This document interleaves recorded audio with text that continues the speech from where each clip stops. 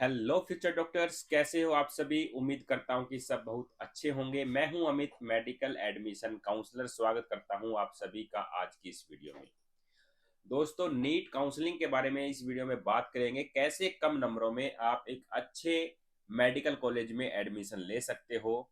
एक गलती दोस्तों आपको जो है पीछे धकेल सकती है, और एक गलती अगर आप नहीं करते हैं तो आप बहुत आगे चले जाते हैं। सबसे पहले दोस्तों, साइड में मैंने जो है हर एक स्टेट की कट ऑफ लगा रखी है कि एक्सपेक्टेड कट ऑफ ये रह सकती है। आप जिस भी स्टेट से बिलोंग करते हैं अपनी कट ऑफ के बारे में जान लीजिए कि यहाँ तक अगर आपका स्कोर बन रहा है तो आपको गवर्नमेंट मेडिकल कॉलेज आराम से मिल जाएगा।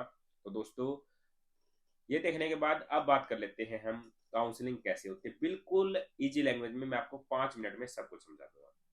देखिएगा, सबसे पहले आपका नीट 2025 का रिजल्ट आएगा। रिजल्ट आते ही दोस्तों विद इन 25 to 30 डेज आपकी जो है काउंसलिंग शुरू हो जाती है। काउंसलिंग शुरू होते ही दोस्तों एमसीसी वेबसाइट पर आपके रजिस्टर वगैरह होने स्टार्ट हो जाते हैं। रजिस्ट्रेशन वगैरह करिए अपनी बेसिक डिटेल डाल करके।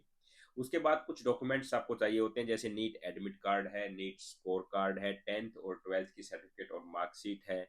आईडी प्रूफ आप जैसे आधार कार्ड, पैन कार्ड, डोमिसाइल या ड्राइविंग लाइसेंस। डोमिसाइल चाहिएगा आपको स्टेट काउंसलिंग से, अगर आप कोई रिजर्वेशन आपको चाहिए है। डोमिसाइल कैटेगरी सर्टिफिकेट आपको चाहिएगा। इसके बाद दोस्तों काउंसलिंग शुरू होती है। काउंसलिंग दो तरीके से होती है। एक तो ऑल इंडिया कोटा में 15%, जैसे जिस भी कॉलेज में 100 सीटें हैं तो वो 15 सीटें तो आपकी जाएगी आपकी ऑल इंडिया कोटा पर, और बाकी की 85% सीटें जो है वो रहती है स्टेट के लिए।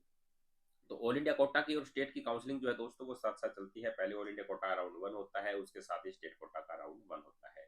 उसके बाद फिर ऑल इंडिया कोटा राउंड 2, फिर जो है आपका स्टेट राउंड 2। इस प्रकार से आपकी जो है काउंसलिंग चलती है। 3 3 राउंड होते हैं। उसके बाद एक स्टे राउंड भी होता है, और स्टे राउंड भी फिर stay round second, stay round 3 ऐसे चलता है जब तक कि सीटें जो है पूरी तरीके से फिल नहीं हो जाती। लेकिन दोस्तों स्टे राउंड में आते आते क्या होता है, कुछ सीटें होती है जो कॉलेज, काफी कॉलेज क्या करते हैं, हिडन रख लेते हैं, सभी को नहीं बताते, और उनकी जो है आपको आपसे 1 या 2 लाख एक्स्ट्रा फीस लेते हैं, और आपको कम नंबरों में भी एडमिशन मिल जाता है। उसके बारे में हम लास्ट में बात करेंगे। सबसे पहले दोस्तों फीस बता देता हूँ। अनरिजर्व कैटेगरी के लिए 1,000 रुपये फीस है काउंसलिंग की, रजिस्ट्रेशन की। बाकी कैटेगरी के लिए 500 रुपये, और डीम्ड यूनिवर्सिटी के लिए 5,000 रुपये फीस रहने वाली है। एक है दोस्तों सिक्योरिटी फीस, जो अनरिजर्व कैटेगरी के लिए 10,000 है, और रिजर्व कैटेगरी के लिए 5,000 फीस है। ये दोस्तों वापस मिल जाती है अगर आपको कहीं भी कॉलेज नहीं मिलता है। लेकिन दोस्तों कॉलेज मिलने के बाद अगर आप एडमिशन नहीं लेते हैं तो आपकी फीस वापस नहीं होती है, रिफंड नहीं की जाती। और ये फीस डीम्ड यूनिवर्सिटी के लिए 2 लाख रुपए रहती है। अब बात कर लेते हैं दोस्तों काउंसलिंग के राउंड 1 की। राउंड 1 में दोस्तों अगर आपको एडमिशन मिल जाता है तो आप एडमिशन ले लीजिए। आपको अगर कॉलेज अलॉट होता है तो एडमिशन लीजिए और अपनी पढ़ाई को जो है आगे कंटिन्यू करिए। लेकिन दोस्तों अगर आप चाहते हैं कि इससे अच्छा कॉलेज मिले तो आप अपग्रेडेशन के रूल पर जा सकते हैं कि मैं सेकंड राउंड में जाना चाहूंगा। अगर अच्छा कॉलेज मिलता है सेकंड राउंड में तो उसमें एडमिशन ले लूंगा, नहीं तो फिर मैं इसी में एडमिशन लेना चाहूंगा। या फिर दोस्तों क्या होता है, सीट अलॉट नहीं होती, आप अगले राउंड में पहुंच जाते हैं।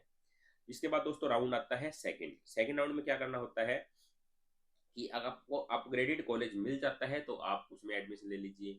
या फिर दोस्तों क्या होता है, अगर आपको अपग्रेडेड कॉलेज नहीं मिलता, आप फर्स्ट राउंड में जाइए। अपग्रेडेशन पे आपने अप्लाई किया था और आपको अपग्रेडेड कॉलेज मिल गया, फिर भी आप एडमिशन नहीं ले रहे दोस्तों, तो आपकी जो सिक्योरिटी फीस है वो जब्त हो जाती है, वापस नहीं मिलती है, और आप जो है काउंसलिंग से बाहर हो जाते हैं, क्योंकि आपने रूल ही फॉलो नहीं किया। आपको मिल रहा है अपग्रेडेशन के बाद कॉलेज, फिर भी आप एडमिशन नहीं ले रहे हैं, तो ये एक और केस बन जाता है। या फिर दोस्तों एक केस बनता है कि आपको एडमिशन ही नहीं मिलता, कॉलेज अलॉट ही नहीं होती है, तो दोस्तों आप जो है नेक्स्ट राउंड में जा सकते हैं। इसके बाद है दोस्तों मॉपअप राउंड, और जहां पर क्या होता है, अगर आपको सीट मिल जाती है तो आप एडमिशन लीजिए, अगर सीट नहीं मिलती है तो आप जो है अगले राउंड में चले जाइए। और दोस्तों उसके बाद यहाँ पर एक और चीज क्या है कि अपग्रेडेशन का रूल अप्लाई नहीं होता। अगर आपको कॉलेज अलॉट होता है तो आपको एडमिशन लेना ही पड़ेगा, नहीं लेते हो तो आप जो है काउंसलिंग से बाहर हो जाओगे, और आपको जो है अपग्रेडेशन का रूल यहाँ पर नहीं मिलेगा। इसके बाद दोस्तों आप स्टेट राउंड में जाइए। स्टेट राउंड में वही चीजें होती है कि आपको कॉलेज मिलेगा नहीं मिलेगा। लास्ट तक होते होते दोस्तों कुछ सीटें वैकेंट रह जाती है, और उन सीटों के बारे में आप अगर प्राइवेट कॉलेज में आते हैं तो थोड़ी सी हिडन फीस लगती है, 1 2 लाख रुपए ज्यादा। और आपका मान के चलो 450 या 300 नंबर कट ऑफ जा रही है, तो आपको 10 20 नंबर कम हो तो भी वहां पर जो है फिजिकल अपीयरेंस के थ्रू, मान के चलो 10 बंदे वहां पर अपीयर हुए हैं, तो उसमें जो टॉप रहता है दोस्तों उसको जो है वहां पर एडमिशन मिल जाता है, चाहे वो टॉपर 200 नंबर का ही क्यों ना हो। तो इस प्रकार से दोस्तों हम आपको स्टे राउंड के बारे में अलग से एक वीडियो में बताएंगे। बाकी काउंसलिंग के बारे में विद इन 5 मिनट हमने जो आपको जानकारी दे दी है। वीडियो कैसी लगी जरूर